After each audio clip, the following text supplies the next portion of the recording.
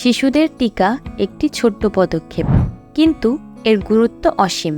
আপনার সন্তানকে বিভিন্ন প্রাণঘাতী রোগ থেকে সুরক্ষিত রাখতে টিকার ভূমিকা অনস্বীকার্য। আসুন আজ আমরা জানি কেন শিশুদের টিকা নেওয়া জরুরি। তবে মা ও শিশু স্বাস্থ্য নিয়ে আরও তথ্য পেতে আমাদের চ্যানেলটি সাবস্ক্রাইব করে রাখুন।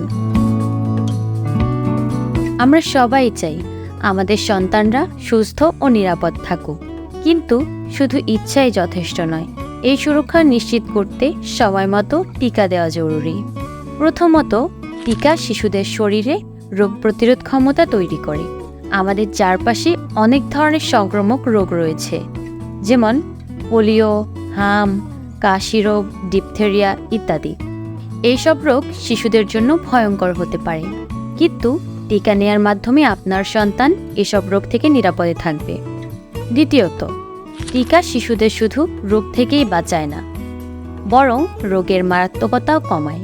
কোনো রোগে আক্রান্ত হলেও টিকা নেওয়া শিশুদের ক্ষেত্রে সেই রোগ মৃদু হয়ে আসে এবং সহজে সুস্থ হয়ে ওঠা সম্ভব হয়। টিকা শুধু আপনার সন্তানকে রক্ষা করে না, বরং আশেপাশের সবাইকে সুরক্ষা দেয়। একে বলে হার্ড ইমিউনিটি।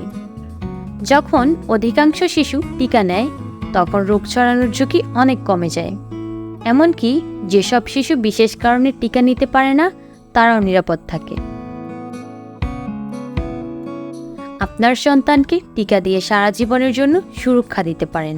টিকার মাধ্যমে শিশুরা শুরুতে যেসব রোগের বিরুদ্ধে প্রতিরোধ পায়, তা তাদের ভবিষ্যৎ জীবনকে সুস্থ ও সুখী করে তোলে। মহামারীর হাত থেকে রক্ষায় টিকার গুরুত্ব অসাধারণ। সময় মতো টিকা দিলে এমন অনেক রোগ মহামারী আকারে ছড়িয়ে পড়ার সুযোগ পায় না। বিশ্বজুড়ে টিকার সফল ব্যবহারের উদাহরণ রয়েছে। পোলিও, যে রোগটি একসময় মহামারী আকার ধারণ করেছিল, আজ টিকার কারণে প্রায় নির্মূলের পথে। একইভাবে অন্যান্য সংক্রামক রোগগুলো নিয়ন্ত্রণে রাখা সম্ভব হয়েছে। বাংলাদেশে টিকা নেওয়ার হার প্রায় 80%। জাতীয় টিকা কর্মসূচির আওতায় বিনামূল্যে টিকা প্রদান করা হয়। বাংলাদেশ সরকার বিনামূল্যে টিকা প্রদান করে, যাতে প্রতিটি শিশু সুরক্ষিত থাকে। সরকার নির্ধারিত টিকা কর্মসূচি মেনে চলা অত্যন্ত গুরুত্বপূর্ণ। সুতরাং দেরি না করে আপনার সন্তানকে প্রয়োজনীয় সব টিকা দিন। এটি একটি ছোট উদ্যোগ, যা আপনার শিশুর ভবিষ্যৎ জীবনকে নিরাপদ ও সুন্দর করে তুলবে। টিকা দিন, সুস্থ থাকুন।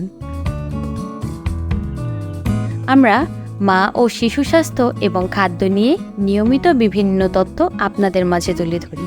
কোন কোন বিষয়গুলো আপনাদের মাঝে তুলে ধরা যেতে পারে, সেগুলো কমেন্টে জানাতে পারেন। ধন্যবাদ। আবার দেখা হবে। ভালো থাকবেন, সুস্থ থাকবেন আর আপনার সন্তানের খেয়াল রাখবেন।